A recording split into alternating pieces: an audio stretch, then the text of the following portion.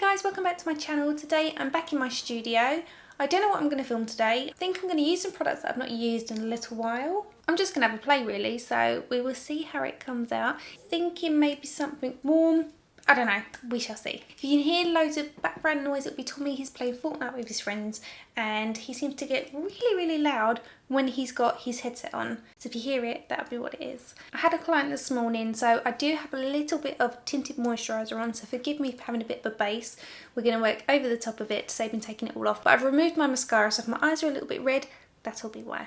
So we're going to start on the eyes, and I'm using this eyeshadow by Makeup Geek called Creme Brulee. And I'm using the Zoeva 225 eye blender to work this into the skin. This is slightly tapered with a rounded top, so it makes it really easy to buff in transition shades because it covers a nice surface area and blends it out really well at the same time.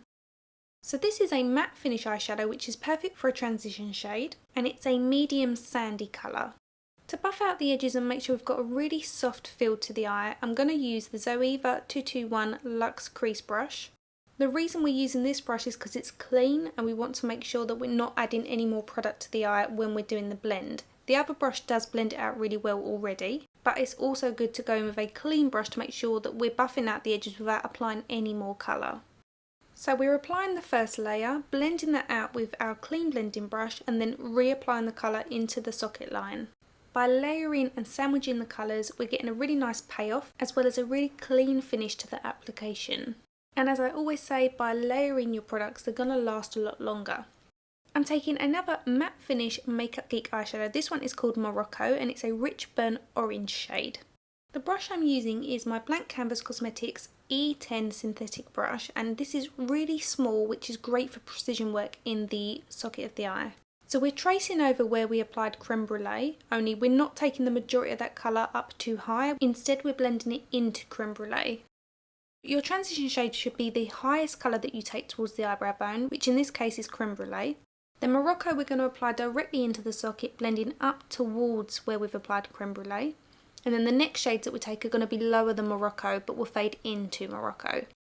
So I've applied one layer of Morocco to the eye socket, and I'm now going back in with the 221 blending brush by Zoeva and blending the seam between Morocco and Creme Brulee. So now it should look like we get that nice transition from that burnt orange in the main part of the socket going up to a sandy shade. Once again, to build up the intensity, we're going to repeat the same process. As you can see, if you look down into a mirror, this little brush is quite small that it will fall into your natural socket line, and all you've got to do is window wiper motions to get that through the socket. Then once again, buff over everything with your blending brush. I'm also going to take Morocco underneath the lower lash line, but making sure that we connect that with the outer corner of the top lid. The reason I repeat this all the time is because sometimes people will leave a gap between their lower lash line and their top lash line, so it doesn't frame the eye and it doesn't look finished.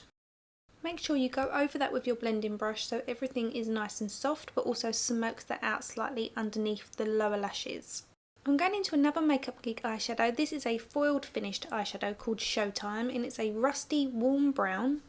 And I'm going to press this onto the mobile eyelid, so from the lash line up to where your eye naturally creases, and we're concentrating this colour on the outer third and the inner third of the eye. We're just going to leave a very small section in the centre like a halo with no colour on because we're going to apply a different colour to this area.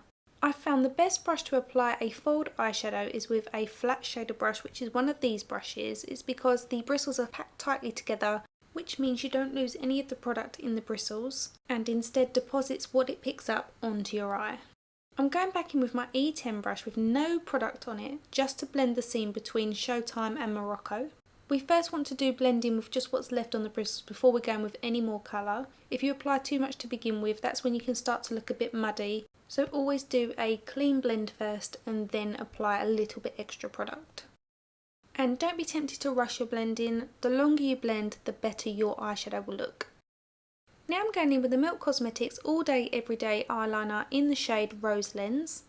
This is a foiled rose gold eyeliner. It's waterproof and smudge proof and works as a great base to apply another eyeshadow over the top of. This look would work beautifully with this eyeliner in place on its own, but I wanted to go over this with the new Becca and Glam Glow Rose Gold Pressed Highlighter. This is so dinky compared to the normal sizes that we're used to. I'm just using my ring finger to press a little bit of that over the centre. over the top of the eyeliner that we've just applied to the lid. You could spritz your brush and apply the highlighter with a damp brush, and that will give you a little bit more of a metallic finish. But I'm only going to do that on the inner corners of the eyes. So now we've got the highlighter in the centre, we want to reapply a little bit of Showtime. This will help blend the scene between the two shades. I'm spritzing a small brush with some fixing spray, and I'm going to dab that into the rose gold highlighter and apply this to the inner corner for a nice metallic highlight. I'm also going to use what's left on the brush to drag that underneath the tear duct area. Spritzing my brush again, I'm also going to apply that highlighter to the brow bone. I'm not usually a massive fan of highlighting the brow bone because I think it can be quite 90s, but for that kind of bronze goddessy look, I think it's a really great way to make you look nice and glowy without highlighting your entire face. I'm now taking Showtime on the Zoeva 322 brow brush underneath the lower lash line and just softly smoking that out by working it backwards and forwards, and then I'm blending it out with what's left on my bristles of my E10 brush. Take that all the way across towards the tear duct area where it meets the rose gold highlighter that we've got. I'm taking that rose gold foiled eyeliner along the waterline. This looks so pretty in that area. Then along the top lash line, I'm going to line that with MAC Coffee Pencil. I want to use something soft. I think any liquid liner or gel liner is going to be too harsh for this soft glowy look. So I'm just using an eyeliner to run that really close to the top lash line. If you don't have a dark eyeliner, you can use a dark matte brown eyeshadow, and you can use an angled liner brush to press that along the root of the eyelashes, and it will do the same thing. I decided to also darken the outer half of the waterline using the same pencil. The mascara I'm going to use is by Hourglass. It's their Caution Extreme Lash Mascara. I really love the wand of this. Wand goes to a bit more of a point so you can get to the inner corner lashes really well. The bristles are quite densely packed, so it really does go through all the lashes and coat every single one with mascara, but also the formula is really nice because it's quite buildable.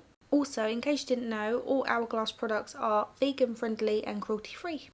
The only thing I don't like about, not so much the product itself, because I really do like the product, is the campaign ads. The models have definitely got false eyelashes on, and that really bothers me.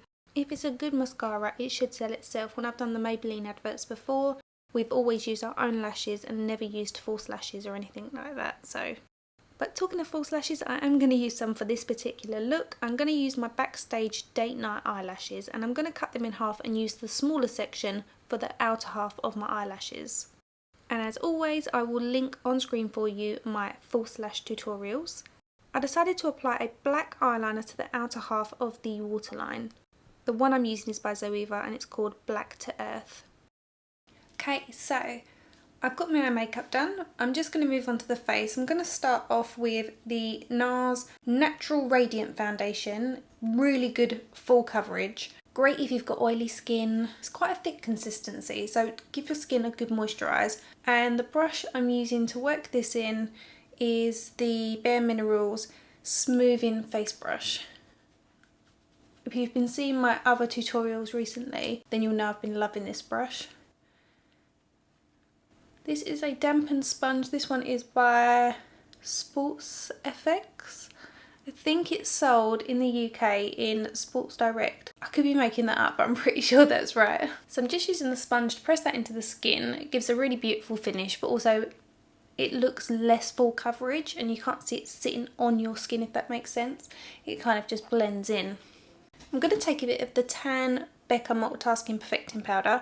Because my foundation is quite light, I'm going to need to warm it up. So this also acts as a little bit more coverage, but it just, for me, I would use it to kind of warm up the skin around the face. I don't need to use it all over. If you like super full coverage, you can go with a full coverage foundation and then set it with this over the top. Using a light dusting of it will just set your foundation, but you can build this up to give you a nice coverage.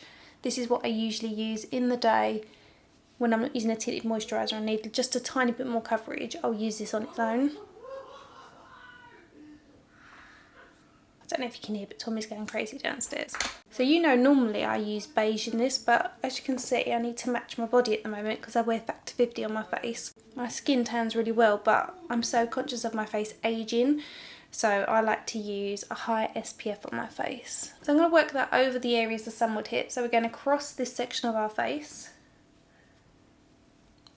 As you can see, I've taken it around my hairline as well. And then you can go back in with your foundation brush and just gently dust that over the nose to kind of take down that powder if it looks a little bit too much like you've been rubbing your nose in the sand. Using what's left in the bristles, I'm going to just softly dust that over the rest of the face. I'm going to use my Chocolate Soleil bronzer to add a little bit of contour to the cheeks. I like that this isn't too orangey, it's got a nice cool tone to it, so you can sort of pop it in the hollows, and where it's a matte finish you can kind of sculpt your face. Don't forget to take it over your ears if your hair's up, and also down your neck. Just starting to see my pigmentation peering through. I'm going to use a little bit of the Born This Way multi-use sculpting concealer to conceal my pigmentation. I mix 2 shades together, Almond and Mocha. And using my brush, I'm going to tap that onto the areas that I can still see peering through my foundation. You can layer your foundation to get a nice full coverage, but I prefer my face to be more natural and to spot conceal the areas that need a little bit more coverage. That'll do. I'm going to use what's on the brush just to run that underneath the eyes.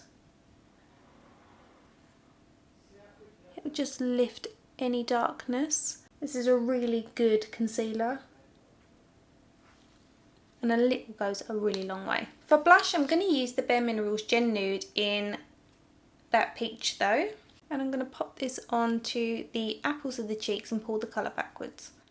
This kind of peachy warm shade goes really nice with the Morocco colour that we've got on the eyes. This is matte obviously because I prefer that on my cheeks. I always find people do a really lovely base makeup and then they put on something that's so shimmery across their face that it brings out the texture of their skin and it just ruins the entire look. I'd rather keep it matte and then just highlight more subtle areas. I like to put that on and then just go over the edges with my foundation brush to make sure it's nice and seamless. Also, if you apply too much product, then this can help you take it down. So I'm going to use my Becca & Glam Glow Rose Gold Pressed Powder Highlight. So pretty, I got this today actually. I'm going to pop this on the high points of the face.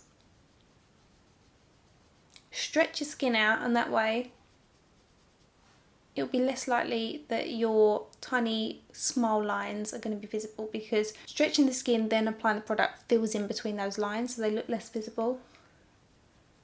I think for the lips I'm going to use this NARS Orgasm Lip Balm. This is their Afterglow Balm. I'm going to apply this to the lips and then I'm going to mix that in with a little bit of the Rose Gold highlighter. This is really lovely and hydrating. Doesn't give much colour. Oh, it does a little bit in this light, it's a bit pinky, but in the daylight I don't think it's that noticeable. So I'm going to pop my finger into this and then just mix that on the lips.